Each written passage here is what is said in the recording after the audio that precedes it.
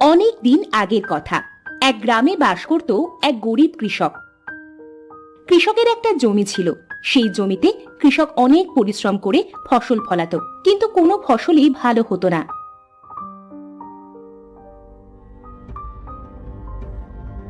একদিন কৃষকের বউ রাগ করে বলল, আমি সেই সময় বলেছিলাম যে ওই ক্ষেতে আর চাষ করো না, কিন্তু কে শোনে কার কথা? এবার কি হলো? সবই তো সিটা হয়ে গেল।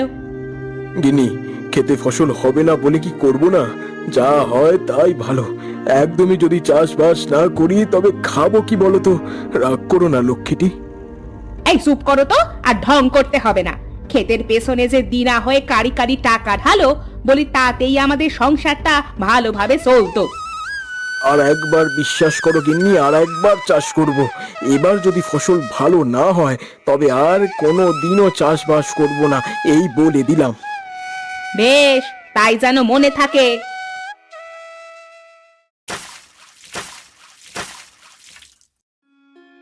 কৃষক তার ক্ষেত থেকে গম উঠিয়ে এবার সরিষা রোপণ করলো, কিন্তু দুর্ভাগ্যবশত এবারও তার ফসল ভালো হলো না। একদিন কৃষক মনের দুঃখে বাড়িতে এসে তার বউকে বলল, কি গো, তোমার আবার কি হলো? মাঠ থেকে এসে এভাবে বসে পড়লে কেন? গিন্নি, তোমার কথাই ঠিক হলো গো। আমার ফসল এবারও যে ভালো হয়নি। জানতাম, আমি জানতাম হবে না, কিন্তু তুমি তো শুনলে না। এবার বোঝো ঠেলা। তাদের কথার মাঝেই তাদের মেয়ে মিনা হাতে সুন্দর একটা কৌটা এনে তার মাকে বলল, মা মা, দেখো না, আমি কত সুন্দর একটা কৌটা পেয়েছি। কৌটাটা খুব সুন্দর মা। বাহ, সত্যি তো খুব সুন্দর কৌটা। তা এটা কিসের কৌটা রে মা? জানি না মা, খুলে দেখো। ও, এই কৌটায় তো দেখছি নুন আছে। যাক, ভালোই হয়েছে, আজ বাড়িতে নুন নেই, রান্নার কাজটা হবে। পরের দিন কৃষক মাঠে গেলে কিছু সময় পরে মোহিনী তার জন্য মাঠে ভাত নিয়ে যায়। মোহিনীকে দেখে কৃষক বলল, গিন্নি, তুমি ভাতগুলো নিয়ে ওইখানে বসো, আমি এইটুকু শেষ করে আসছি। কৃষক তার হাতের কাজ শেষ করে এসে ভাত খেতে বসলো। এই নুনের কৌটা মাঠে এনেছো, খুব ভালো হয়েছে। তুমি তো আবার ভাত আনলে নুন আনতে ভুলে যাও। হ্যাঁ হয়েছে, এবার খেয়ে নাও। এবার থেকে আর ভুল হবে না, রোজ নুন আনবো। কৃষক ভাত খেতে খেতে পানি নেবার জন্য হাত বাড়াতেই নুনের কৌটায় ধাক্কা লেগে কৌটাটা পড়ে গেল। দিলে তো সব নুনটুকু ফেলে। এই জন্যই তো আমি নুন আনি না, কোনো কাজের গুণ নেই। হাঁ করে দেখছো কি? তাড়াতাড়ি গিলে আমাকে উদ্ধার করো। কৃষকের খাওয়া শেষ হলে মোহিনী বাড়ি চলে গেল।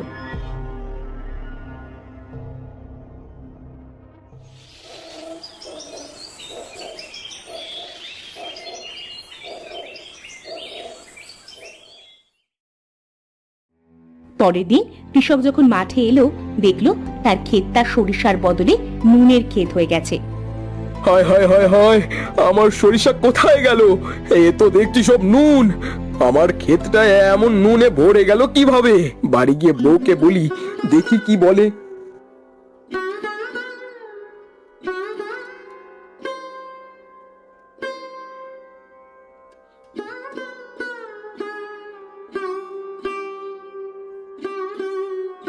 কৃষক মাঠ থেকে বাড়ি গিয়ে তার বউকে সব খুলে বলল।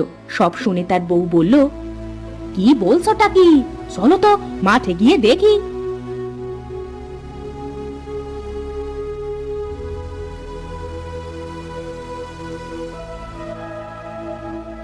মাঠে গিয়ে তো মোহিনীর চোখ ছানা বড়া হয়ে গেল।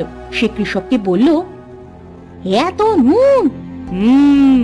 এবার বুঝতে পেরেছি গো, ওই কৌটায় যে সে নুন না, ওই কৌটায় জাদুর নুন গো। ও গো, আমাদের কপাল তো মনে হচ্ছে এবার খুলে গেছে। তার মানে কি বলতে চাইছো গিন্নি? শোনো, আজ থেকে আমরা নুনের চাষ করব। এই নুন তুমি বাজারে বিক্রি করবে। নুনের চাহিদা তো সারা বছর থাকে, আর তাছাড়া বাজার দর ছাড়া না হয় 2 টাকা কমেই বিক্রি করবে। তা কথা মন্দ বলনি, খুব ভালো বুদ্ধি গিন্নি। আমার যে আজ খুব খুশি লাগছে। আমি আজই নুন কেটে বাজারে নিয়ে যাব।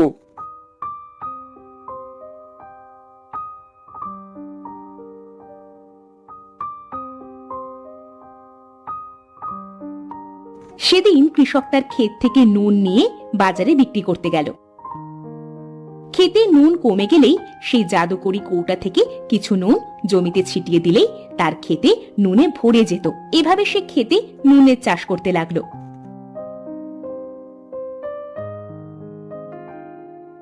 ওগো, এই কৌটাটা আমাদের জন্য লক্ষ্মী। এই জাদুকরি কৌটাটা কোনোদিনও নষ্ট হতে দেওয়া যাবে না। হ্যাঁ গিন্নি, এই কৌটোটার জন্যই আমাদের সংসারে সচ্ছলতা ফিরে এসেছে। এটা খুব যত্ন করে রাখতে হবে।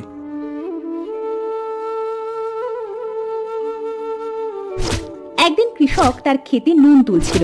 তখন কয়েকজন প্রতিবেশী তার কাছে গিয়ে বলল, কি রে বহিন, তুই তো দেখছি খাঁটি কৃষক হয়ে গেছিস। যেই জমিতে কোনো দিনও ফসল ফলাতে পারতিস না, সেই জমিতে নুন চাষ করে ফেললি। হ্যাঁ ভাই, এটা তো খুবই অবাকের বিষয়। আমি তো বাড়িতে মহিনের কথা বলতেই থাকি, চাষের জমিতে নাকি নুন চাষ করলো। সবই তোমাদের দোয়া আর উপরওয়ালার ইচ্ছা। তা ভাই মহিন, এই নুনের চাষ কিভাবে করতে হয় তা আমাদেরও কিন্তু একটু শিখিয়ে দিস, বুঝলি? আচ্ছা আচ্ছা, সময় করে একদিন সবাইকে দেখিয়ে দেব। তারা সবাই যে যার মতো বাড়ি চলে গেল।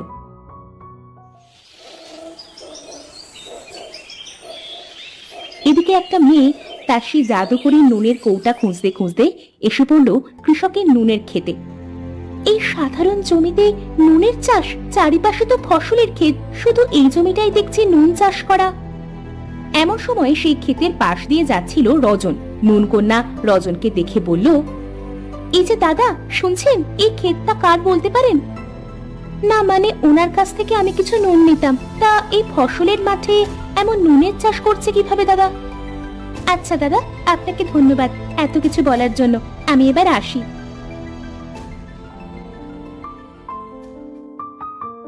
নুন কন্যা কৃষকের খোঁজ করতে করতে তাদের বাড়ি গিয়ে পৌঁছলো। বাড়ি গিয়ে কৃষককে বলল, এটা কি মহিন কৃষকের বাড়ি? হ্যাঁ, আমি মহিন। কিন্তু কেন বলো তো? আর তুমি বা কে? শুনেছি তুমি নাকি আশ্চর্যজনক ভাবে তোমার খেতে নুন চাষ করছো। তবে সেটা কিভাবে সম্ভব বলবে আমাকে একটু? মানে? থাক, তোমাকে আর বলতে হবে না, আমি বলছি। তোমরা একটা নুনের কৌটা পেয়েছো, আর সেখান থেকে তোমরা এই নুন চাষ করছো। হ্যাঁ, তবে তুমি এত কিছু কিভাবে জানলে? আমি নুন কন্যা, আমি জানবো না তো আর কে জানবে? আর নুনের কৌটাটা আমি হারিয়ে ফেলেছি, তাই তো তোমাদের দুনিয়ায় এখন আমাকে ঘুরে বেড়াতে হচ্ছে। মানে? আমার বাড়ি নুনের রাজ্যে। আমি তোমাদের এই পৃথিবীতে ঘুরতে এসেছিলাম।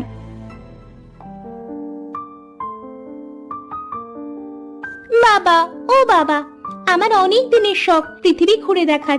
আমি যাই না সেখানে। না মা, সেখানে গিয়ে যে তুই থাকতে পারবি না।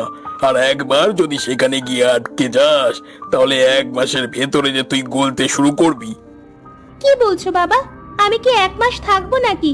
আমি তো 2 দিন থেকেই চলে আসব। কিন্তু মা, তোর যদি কিছু হয়ে যায় তবে আমরা কাকে নিয়ে বাঁচবো বলতো? মা, তুমি দেখবে আমার কিছুই হবে না।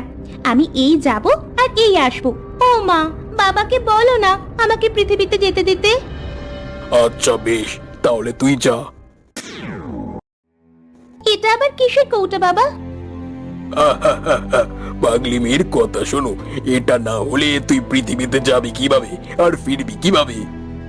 হ্যাঁ রে মা, এটা হলো জাদুকরি নুনের কৌটা। এই কৌটা পৃথিবীতে তোর শরীরে নুন যোগাবে, আর এই নুনের কৌটা ছাড়া তুই এই নুন রাজ্যে ফিরতে পারবি না। ও, এই কথা? আচ্ছা দাও। বাবা মা, এবার তাহলে আমি আসি। তোমরা কিন্তু নিজেদের শরীরের যত্ন নেবে। নুন কন্যা তার বাবা মায়ের কাছ থেকে বিদায় নিয়ে পৃথিবীতে ঘুরতে এলো। সে পৃথিবীতে একটা জঙ্গলের ভেতরে এসে পড়লো। বাহ, বেশ সুন্দর জঙ্গল তো, একদম আমার স্বপ্নের মতো। নুন কন্যা গভীর মনে জঙ্গল দেখতে দেখতে কখন যে তার নুনের কৌটা হারিয়ে ফেললো সেটা বুঝতে পারল না। হ্যাঁ হ্যাঁ, এই কৌটাটা তো আমি জঙ্গলেই পেয়েছিলাম। আহারে, এই জন্যই হয়তোবা তোমার শরীরের এই অবস্থা, কেমন ক্ষয়ে ক্ষয়ে গেছে। হ্যাঁ, আমার কৌটা ছাড়া আমার শরীরে নুন পৌঁছবে কিভাবে? এই জন্যই তো আমার শরীরটা ফ্যাকাশে হয়ে গেছে। গিন্নি, মেয়েটা খুব বিপদে পড়েছে, তাড়াতাড়ি গিয়ে কি নুনের কৌটোটা এনে দাও।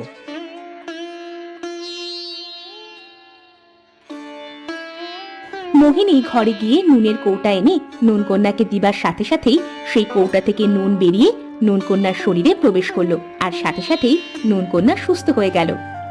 তোমাদের অনেক ধন্যবাদ। এই কৌটাটা যদি আমি না পেতাম, তবে আর কিছুদিন গেলেই আমার শরীরটা গলে আমি নিঃশেষ হয়ে যেতাম। এবার তুমি তোমার রাজ্যে ফিরতে পারো। এই নুনটুকু তোমার কাছে রেখে দাও। এই নুন দিয়ে তুমি সারা জীবন তোমার খেতে নুনের চাষ করতে পারবে। এটা তোমাদের সততার জন্যই দিলাম। ধন্যবাদ নুন কন্যা, তুমি খুব ভালো মনের মেয়ে। এরপর নুন কন্যা তাদের থেকে বিদায় নিয়ে তার নুন রাজ্যে ফিরে গেল, আর এদিকে কৃষক তার খেতে নুনের চাষ করে বেশ ধনী হয়ে গেল।